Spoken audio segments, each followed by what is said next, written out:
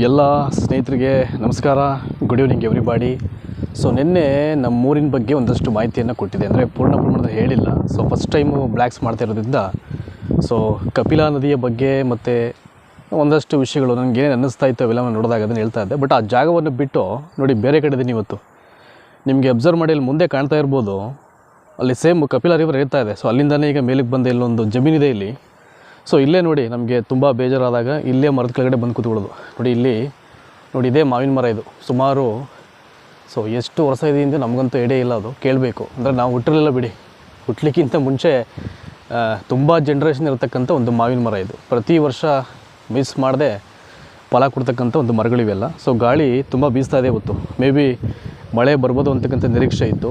ಮೋಡನೂ ಕೂಡ ಅಲ್ಲಲ್ಲಿ ಒಂದಷ್ಟು ಐ ಥಿಂಕ್ ಕಾರ್ ಮೋಡ ಅಂತಾರಲ್ಲ ಹಾಗಿತ್ತು. ನೋಡಿ ಇಲ್ಲಿ ಕಾಣ್ಕೊಳ್ಳಿ, ನೋಡಿ ಇದೆ ಬ್ಲ್ಯಾಕ್ ಈಸಲ್ಲಿ ಕಾಣ್ತಾ ಇದೆಯಲ್ಲ ಕಾರ್ ಮೋಡದ ರೀತಿಯಲ್ಲಿ. ಸೊ ಇದೆಲ್ಲ ತುಂಬ ಕವರ್ಡ್ ಆಗಿತ್ತು ಆವಾಗಲೇ, ಜಸ್ಟ್ ಒಂದು ಹಾಫ್ ಆನ್ ಅವರ್ ಬ್ಯಾಕಲ್ಲಿ. ಈಗ ಮತ್ತೆ ಬ್ರೈಟ್ನೆಸ್ ಬಂದುಬಿಡ್ತು, ಅಂದರೆ ಸ್ವಲ್ಪ ಮಳೆ ಬರೋದು ಕಡಿಮೆ ಅಂತ ಅಂದ್ಕೊಳ್ಬೋದು.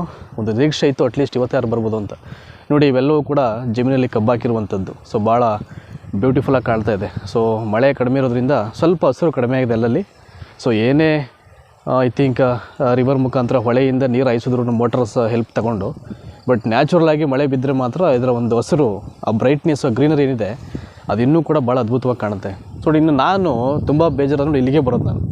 ನೋಡಿ ಇಲ್ಲಿ ಮರ ಇದೆಯಲ್ಲ, ಈ ತೆಂಗಿನ ಮರದ ಕೆಳಗಡೆ ಕೂತ್ಕೊಬಿಡ್ತೀವಿ. ಅದು ತುಂಬ ಡೇಂಜರಸ್ ಪ್ಲೇಸು. ಸೊ ಹೆಂಗೆ ಅಂದರೆ ನೋಡಿ ಕೂತ್ಕೊಳ್ಬೇಕು. ಕೆಲವೊಂದು ಮೊಟ್ಟೆ ಎಲ್ಲ ಒಣಗಿಬಿಟ್ಟಿದ್ರೆ ತಲೆ ಮೇಲೆ ಬೀಳ್ತಕ್ಕಂಥ ಚಾನ್ಸಸ್ ಇರುತ್ತೆ. ಅಥವಾ ತೆಂಗಿನಕಾಯಿ ಎಲ್ಲ ಏನಾದರೂ ಅದು ಕಾಯಿ ಆಗಿದರೆ ಅದು ಕೂಡ ಗಾಳಿ ಬೀಸಿದ್ರೆ ಕೆಳಗಡೆ ಬೀಳುತ್ತೆ. ತುಂಬ ಸಮಸ್ಯೆಗಳಾಗ್ಬಿಡುತ್ತೆ. ಹಾಗಾಗಿ ಬಟ್ ನಮಗೆಲ್ಲ ಗೊತ್ತಿರುತ್ತಲ್ಲ, ಇಲ್ಲಿ ಬಂದು ನಾವು ಕೂತ್ಕೋತೀವಿ ಅಂದರೆ ಸೊ ಎಲ್ಲ ನೋಡಿಕೊಂಡು ಈಗ ಐ ಥಿಂಕ್ ಯಾವುದಾದ್ರೂ ಇದು ಅಂದರೆ ತೆಂಗಿನ ಮರದ ಒಂದು ಗರಿಗಳು ಬೀಳ್ಬೋದು, ಅದರ ಮೊಟ್ಟೆಗಳು ಬೀಳ್ಬೋದು.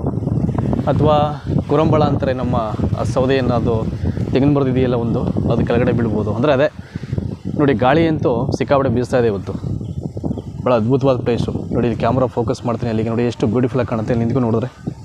ನೋಡಿ ಇವೆಲ್ಲ ಏನಂದರೆ ಸೊ ಮರದಿಂದ ಉದುರ್ತಕ್ಕಂಥ ಇವೆಲ್ಲ ಎಲೆ ಚುರುಗಳು, ಇವೆಲ್ಲ ಡಸ್ಟ್ ಇದೆಲ್ಲ. ನೋಡಿ ಇದೆಲ್ಲ ಕಾಣ್ತಾ ಇದೆಯಲ್ಲ, ನೋಡಿ ಇವೆಲ್ಲ ಮಾವಿನ ಮರದ ಎಲೆಗಳು, ಒಣಗಿರ್ತಕ್ಕಂಥ ಎಲೆಗಳು ಉದುರಿರುವಂಥದ್ದು ಇದು. ಸೊ ಮಳೆ ಬಂತು ಅಂದರೆ ಇವೆಲ್ಲ ಕ್ಲೀನ್ ಆಗಿಬಿಡುತ್ತೆ. ನೋಡಿ ಇದೊಂದು ಇದೆಯಲ್ಲ, ಇದು ರೂಮಲ್ಲಿ ಸೊ ರೈತರು ಅವ್ರಿಗೆ ಬೇಕಾದಂಥ ಕೆಲವೊಂದು ಮೌಟಿ ಆಗಿರ್ಬೋದು, ಕುಡುಗೋಲಾಗಿರ್ಬೋದು, ಅಂದರೆ ಅದೇ ನೀರು ಹಾಯಿಸ್ಲಿಕ್ಕೆ ಬೇಕಾದಂಥ ಏನೇನು ಸಲಕರಣೆಗಳು ಬರುತ್ತೆ ಕೃಷಿಗೆ ಸಂಬಂಧಪಟ್ಟಿದ್ದು ಅವೆಲ್ಲ ಇಟ್ಕೊಂಡಿರ್ತಾರೆ.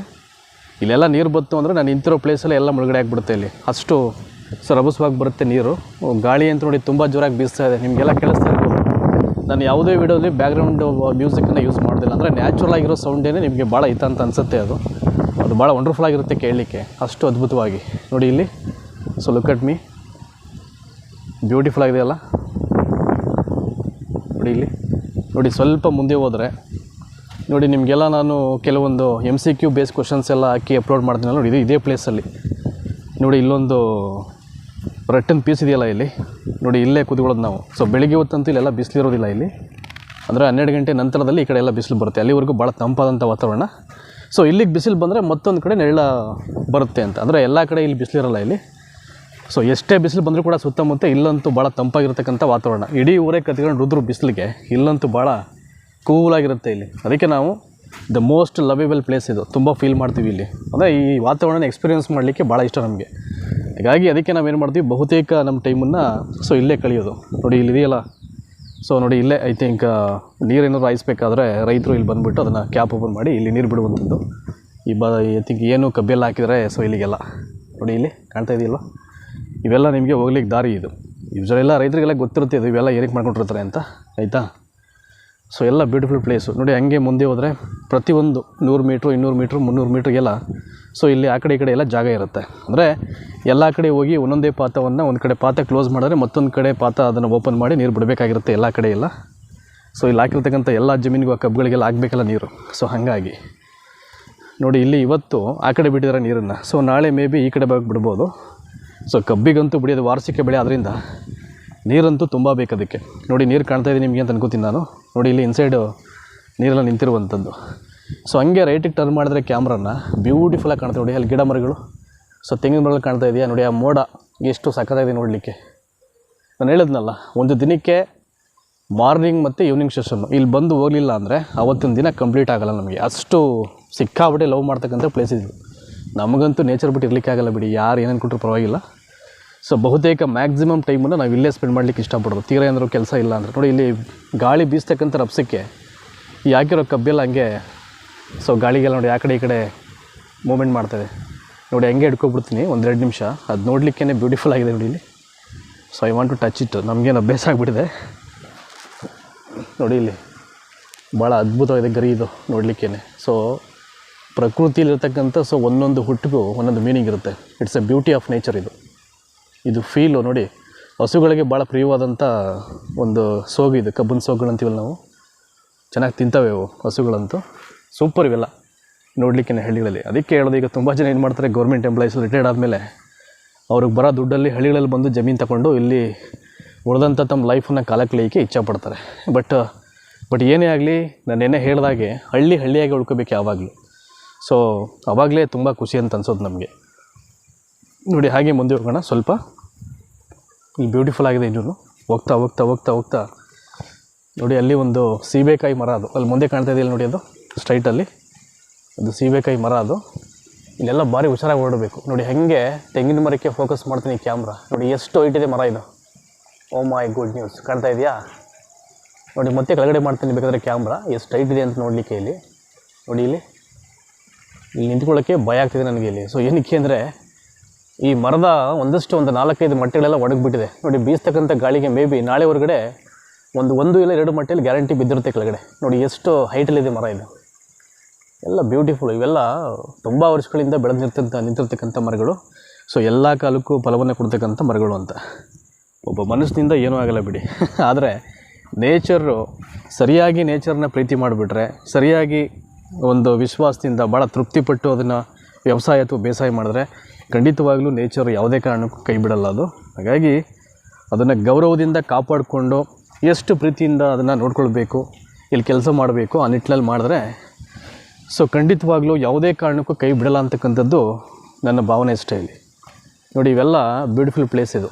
ನಾನೆಲ್ಲ ಹೇಳಿದ್ನಲ್ಲ.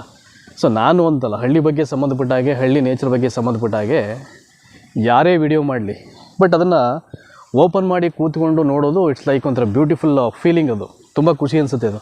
ಸೊ ನಾವೇ ಇದ್ದೀವೇನೋ ಅಲ್ಲಿ ಹತ್ರದಲ್ಲಿ, ನಾವೇ ಎಲ್ಲಿ ನಿಂತ್ಕೊಂಡು ಮಾತಾಡ್ತಿದ್ದೀವೇನೋ ಅಂತ ಒಂದು ಫೀಲ್ ಆಗುತ್ತೆ. ಹಾಗಾಗಿ ಈಗ ನಾನೆಲ್ಲ ನೋಡ್ತಾ ಇರ್ತೀನಿ ಬೇರೆ ಬ್ಲಾಗ್ಸ್ ಎಲ್ಲ, ಈಗ ನೇಚರ್ಗೆ ಸಂಬಂಧಪಟ್ಟಿದ್ದು ತುಂಬ ಜನ ಮಾಡ್ತಾ ಇರ್ತಾರೆ. ಅವೆಲ್ಲ ನನಗೂ ಖುಷಿ ಪಡ್ತದೆ. ಸಮ್ವೇರ್ ಅವೆಲ್ಲ ಒಂಥರ ಇನ್ಸ್ಪಿರೇಷನ್ ನಮಗೂ. ಏನಾದರೂ ಹೇಳಬೇಕಲ್ಲ, ಕ್ಯಾಮ್ರಾ ಎಲ್ಲ ಓಪನ್ ಮಾಡಿ ಏನಾದರೂ ಗೊತ್ತಿರೋದು ತಿಳಿಸ್ಬೇಕಲ್ಲ. ಸೊ ನೋಡ್ರೂ ಕೂಡ ಒಂಥರ ಎಕ್ಸ್ಪೀರಿಯೆನ್ಸ್ ಆಗಬೇಕು. ಅದು ಅವ್ರಿಗೂ ಒಂಥರ ಏನೋ ಫೀಲ್ ಮಾಡ್ತಾಯಿದ್ದೀವಿ ಇವ್ರ ಜೊತೆ ಅಂತ ಅನ್ನಿಸ್ಬೇಕು. ಸೊ ಆ ರೀತಿ ಒಂದು ಅಟ್ಮಾಸ್ಫಿಯರ್ಗೆ ನಿಮ್ಮನ್ನು ಕರ್ಕೊಂಡು ಬರಬೇಕು ಅನ್ನೋ ಉದ್ದೇಶ ಇಟ್ಕೊಂಡು ಸೊ ನಾನು ಹಿಂಗೆ ಮಾಡ್ತಿರೋದು ನೋಡಿ. ಇಲ್ಲಿ ಎಲ್ಲ ದಟ್ಟವಾಗಿದೆ ಇಲ್ಲಿ.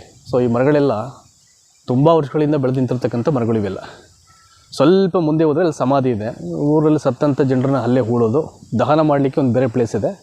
ಇಲ್ಲೂ ಕೂಡ ಕೆಲವ್ರನ್ನೆಲ್ಲ ದಹನ ಮಾಡ್ತಾರೆ, ಬಟ್ ತುಂಬ ಇಲ್ಲಿ ಹೂಳೋದೇ ಜಾಸ್ತಿ ಇಲ್ಲಿ ಕಡೆ ಎಲ್ಲ.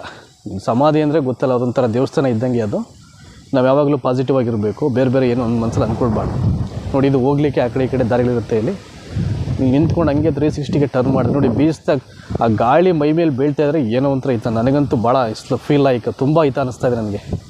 ಅಷ್ಟು ಏನೋ ಖುಷಿ ಆ ಗಾಳಿ ದೇಹಕ್ಕೆ ತಾಕಿದ್ರೆ ಅದು, ಆಯಿತಾ. ಇನ್ನು ನೀವೆಲ್ಲ ಯಾವುದಾದ್ರು ಫೀಲ್ ಮಾಡ್ತಾರೆ ಗೊತ್ತಿಲ್ಲ ನನಗೆ.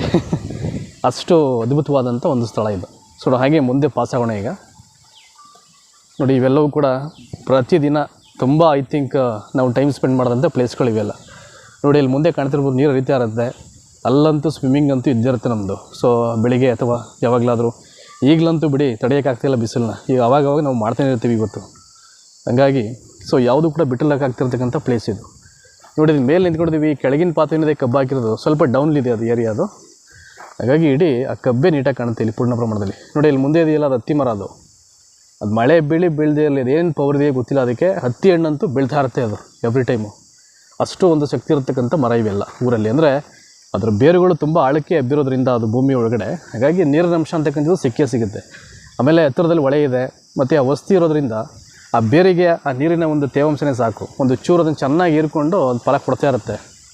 ಸೊ ಪ್ರತಿ ಸಲ ನೋಡಿ ಎಲ್ಲವೂ ಸೊ ಬ್ಯೂಟಿಫುಲ್ ಪ್ಲೇಸ್ ಇದು ನೋಡಿ. ಇದೊಂದು ದಾರಿ ಇದು. ಸೊ ಹೀಗೆ ಹೋಗ್ಬೋದು, ಅಂದರೆ 2-3 ಕಡೆ ದಾರಿ ಇರುತ್ತೆ. ಸೊ ಜಮೀನು ಮತ್ತು ಹೊಲ ಗದ್ದೆಗಳಲ್ಲಂತೂ ಹೊಳಿಲಿರೋದು ತುಂಬ ಕಡೆ ಎಲ್ಲ ವೇಸ್ ಇರುತ್ತೆ. ಯಾವಾಗ ಹೆಂಗೆ ಬೇಕಾದ್ರೂ ಹೋಗ್ಬೋದು ನಾವು ದಾಟ್ಕೊಂಡು. ಅಷ್ಟು ಬ್ಯೂಟಿಫುಲ್ ಆದಂಥ ಒಂದು ಪ್ಲೇಸ್ ಇದು ನೋಡಿ. ಈಗ ಇಲ್ಲಿ ನಿಂತ್ಕೊಂಡು ಟರ್ನ್ ಮಾಡ್ತೀನಿ ಹಂಗೇನೆ ನೋಡಿ, ಹಂಗೆ ಕ್ಯಾಮ್ರಾ ಮೇಲೆ ಇಕ್ಕಿರ್ತೀನಿ. ಎಷ್ಟು ಮರಗಳು ಸಗದಾಗಿ ಕಾಣುತ್ತೆ. ಸ್ವಲ್ಪ ಕತ್ಲೆ ಆಗ್ತಿದೆಯಲ್ಲ, ಹಂಗಾಗಿ ಸ್ವಲ್ಪ ಡಾರ್ಕ್ನೆಸ್ ಈಗ. ಆ ಮೋಡಗಳು ನೋಡಿ, ನೋಡಿ ಅಲ್ಲಿ ಗ್ರೀನ್ ನೋಡಿ, ಅಲ್ಲಿ ನಿನ್ನೆ ಹೇಳಿದ್ನಲ್ಲ, ಆ್ಯಕ್ಚುಲಿ ನೋಡಿ ಅಲ್ಲಿ ಸ್ವಲ್ಪ ಗ್ರೀನ್ ಕಾಣ್ತಾಯಿದೆ ಅಷ್ಟೇ ಮುಂದೆ ನಿಮಗೆ. ಇನ್ನು ಆ ಕಡೆ ಭಾಗ ಎಲ್ಲ ಒಣಗಿರ್ತಕ್ಕಂಥ ಭೂಮಿ. ಏನಕ್ಕಿದ್ರೆ ನೀರು ಸಾಲ್ತಿಲ್ಲ.